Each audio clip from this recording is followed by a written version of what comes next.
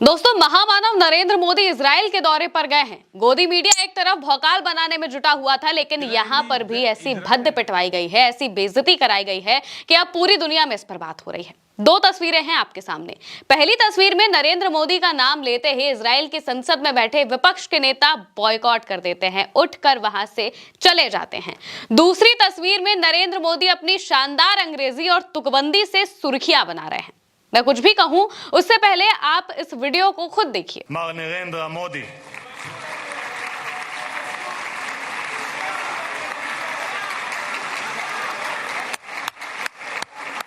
दोस्तों, जैसे ही इजराइल की संसद नेसेट में नरेंद्र मोदी का नाम पुकारा गया, वहां मौजूद विपक्ष के नेता उठकर बाहर चले गए, यानी सदन से वॉकआउट कर गए।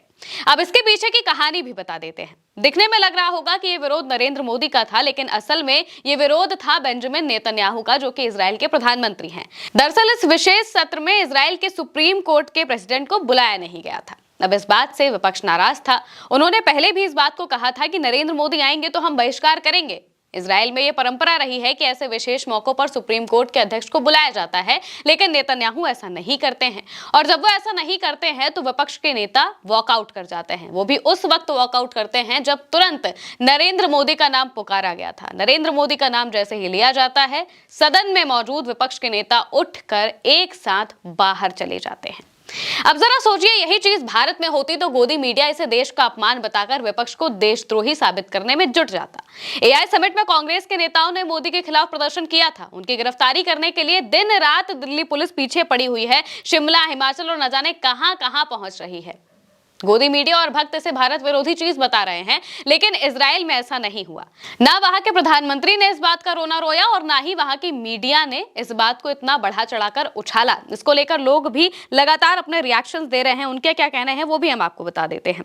रणविजय एक्स पर पोस्ट करते हुए लिखते हैं, इजराइल की संसद में विरोध प्रदर्शन। इजरायली संसद में जैसे ही मोदी का नाम पुकारा गया, वहां के विपक्ष ने बॉयकॉट कर दिया। पूरा विपक्ष अपनी कुर्सी से उठा और संसद से बाहर चला गया।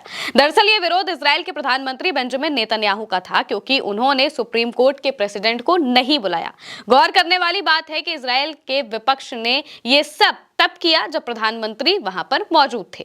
लेकिन अभी तक नेतन्याहू ने ये कहते हुए रोना नहीं शुरू किया कि देश की छवि खराब कर दी। ना ही वहां के एंकर विपक्ष को गद्दार या फिर देशद्रोही बता रहे हैं। अगर ये हमारे यहाँ हो जाता तो अब तक विपक्ष के नेताओं को देशद्रोही बता दिया गया होता। स्टूडियो में बैठे एंकर चीख रहे होते, देश की छवि खराब कर दी। आकाश राठौर लिखते हैं, काश इजराइल के पास अपना मीडिया और सत्ता पक्ष होता। पीएम मोदी जी को जैसे ही इजराइल की संसद में बुलाया गया, इजराइल के विपक्ष उठकर चल दिया।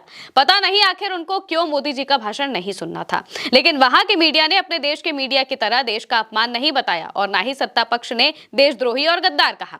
असल विरोध बेंजामिन नेतन्याहू का था, जिन्होंने सुप्रीम कोर्ट के प्रेसिडेंट को नहीं बुलाया। ये सब पीएम मोदी की मौजूदगी में हुआ, लेकिन बेंजामिन नेतन्याहू कोई रोना धोना नहीं, क्या पता उनको नहीं आता हो। आवेश तिवारी लिखते हैं, नेतन्याहू एक युद्ध अपराधी है। पीएम मोदी ने इजरायली संसद में प्रवेश किया, विपक्ष के सांसद एक के बाद एक उठकर चले गए। अगर नेतन्याहू भारतीय संसद में बोलते तो यहाँ का विपक्ष भी ऐसा ही करता। गाजा में लाखों बेकसूरों की हत्या के आरोपी के साथ आप कैसे खड़े हो सकते हैं, वो भी तब जब इस गढ़ हत्या में जब सबसे ज्यादा मासूम मारे गए हों। सिर्फ ठट्ठा कर हंसने से हिंदुस्तान के कुछ भक्तों को बेवकूफ बनाया जा सकता है, लेकिन दुनिया देख रही है कि हम एक मानवता के दुश्मन के गले मिल रहे हैं। इजराइल के विपक्ष को सलाम। इजराइल के विपक्ष ने जो कुछ भी किया, इसको लेकर लोग अलग अलग बातें कह रहे हैं, लेकिन गाजा में जो चीजें हो रही हैं ये हर कोई जानता है। 7 अक्टूबर 2023 को जो हुआ और उसके बाद से जो गाजा में हो रहा है, गाजा के लोगों को दिल से सलाम देना चाहिए कि वो इतना सब कुछ होने के बावजूद वहां पर डट कर खड़े हुए हैं और लगातार लड़ रहे हैं। लेकिन दूसरी तरफ एक मैसेज ये भी जा रहा है दुनिया के सामने कि भारत इजराइल के साथ है। अब यहां से तो प्रधानमंत्री ये कहकर निकले थे, यानी कि उनके दौरे के करीब 10-12 दिन पहले ही जो विदेश मंत्रालय है उनकी तरफ से ऐसा कहा गया था कि जो भारत है, भारत का स्टैंड गाजा के लोगों के साथ है। गाजा में जो कुछ भी हो रहा है उसकी वो निंदा करते हैं। लेकिन वहां पर जाने के बाद नरेंद्र मोदी कहते हैं कि हम इजराइल के लोगों के साथ हैं और इजराइल की पीड़ा समझते हैं, यानी कि ये जो दोहरा चरित्र है वो दिखाई देता है। अब दूसरी तस्वीर देखिए, नरेंद्र मोदी भाषण दे रहे थे और भाषण देने के लिए वो पूरा जोर लगाकर अंग्रेजी में बोलते हैं। क्या बोलते हैं, सबसे पहले आप वो सुनिए। Israel is their fatherland and India their motherland. लो, हो गया। टेलीप्रॉम्प्टर लेकर भी 2 बार अटकने के बाद बोला, क्या Israel is fatherland, India is Motherland, यानी कि शादी करा दी। मोदी का ये क्लिप ऐसी वायरल हुई है, ऐसी वायरल हुई है कि हर कोई उन्हें भयंकर ट्रोल कर रहा है। और सवाल एक ही है कि भाई इस बात का मतलब क्या था, कहना क्या चाहते थे, करना क्या चाहते थे। लोग भी इस पर लगातार रिएक्शन दे रहे हैं और भयंकर तरीके से ट्रोलिंग हो रही है। लोगों की तरफ से क्या कहा जा रहा है वो भी हम आपको बता देते हैं। जैसे ही नरेंद्र मोदी के भाषण का ये क्लिप वायरल होता है तो एक्स पर ये धड़ल्ले से वायरल होने लगता है, लोग इस पर रिएक्शंस देने लगते हैं। समर राज लिखते हैं, इंग्लिश कोई कायदे की भाषा नहीं है मगर दबदबा इसी का है, इसलिए बेसिक्स सीख लेनी चाहिए, नहीं तो कोई मादर फादर कुछ भी बकवा देगा, आपको लगेगा कूल लग रहे होंगे। खुरपेश कहते हैं, मैंने पहले ही बोला था, राइमिंग के मामले में मोदी जी का कोई तोड़ नहीं है, चाहे कोई अर्थ बने या ना बने। Israel is fatherland, India is Motherland.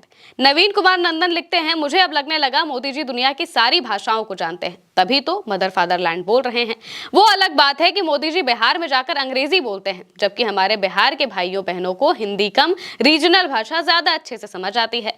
Modi ji ने इजराइल में अंग्रेजी बोलकर धुआं धुआं कर दिया। सुप्रिया श्रीनेत लिखती हैं, Israel is fatherland, India is motherland. What on earth does that even mean? The Prime Minister of India on the world stage despite reading from the teleprompter. यानी कि भारत के प्रधानमंत्री दुनिया के मंच पर टेलीप्रॉम्प्टर के साथ भी इस तरीके से बोलते हुए दिखाई दे रहे हैं। प्रियंका भारती लिखती हैं, Israel is a fatherland, India is a Motherland. ये कैसी बहकी बहकी बातें कर रहे हैं, इससे तो अच्छा होता कि 4 बार खीखी खीखी ही कर लेते। अब इस तरह से नरेंद्र मोदी को ट्रोल किया जा रहा है। यानी कि मोदी का ये दौरा, जिसे गोदी मीडिया मास्टर स्ट्रोक बताने के लिए बकायदा स्क्रिप्ट तैयार कर रहा था। गोदी मीडिया ने तो जब नरेंद्र मोदी वहां पर पहुंचते हैं और बेंजामिन नेतन्याहू की पत्नी के कोट से नरेंद्र मोदी का स्कार्फ मैच हो जाता है, तो इस पर भी बड़ी बड़ी खबरें चला देते हैं और कहते हैं कि देखो देखो नरेंद्र मोदी का क्या भौकाल है, नरेंद्र मोदी क्या जैसे इजराइल जाते हैं तो तुरंत वहां पर बेंजामिन नेतन्याहू गले लग लेते हैं और फलाना ढिमकाना, बहुत चीजें होती हैं। लेकिन इन 2 तस्वीरों ने इसकी असलियत बता दी है कि आखिर किस तरह से वर्ल्ड स्टेज पर एक बार फिर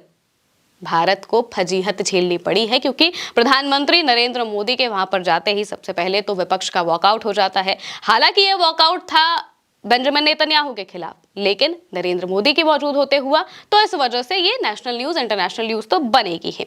दूसरी बात, उनका ये जो बयान है मदरलैंड फादरलैंड वाला, अब ये अभी वायरल हुआ है, अब आने वाले दिनों में ये कहां कहां तक जाएगा उस पर भी बात जरूर होगी। फिलहाल के लिए मेरे साथ इस खबर में इतना ही। आप देखते रहिए उल्टा चश्मा यूसी।